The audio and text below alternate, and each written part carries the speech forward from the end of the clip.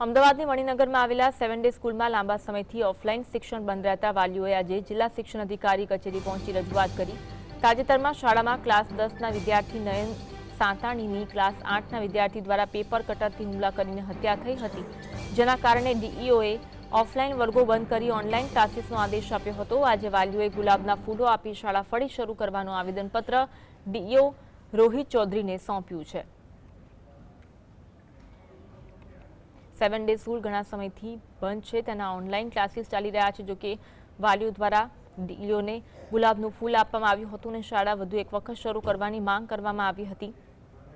અમદાવાદના મણિનગરમાં આવેલી 7 day school કે જે વિવાદોમાં આવી હતી, લાંબા સમયથી તેના કારણે ઓફલાઈન શિક્ષણ બંધ રહેતા વાલીઓએ આજે જિલ્લા શિક્ષણ અધિકારી કચેરી પહોંચીને શાળા શરૂ કરવાની રજૂઆત કરવામાં આવી હતી। તાજેતરમાં શાળામાં ક્લાસ 10ના વિદ્યાર્થી નયન સાંતાણીની ક્લાસ 8ના વિદ્યાર્થી દ્વારા પેપર કટરથી હુમલા કરીને હત્યા થઈ હતી, જેના કારણે ડીઈઓએ ઓફલાઈન વર્ગો બંધ કરી ઓનલાઈન ક્લાસીસનો આદેશ આપ્યો હતો।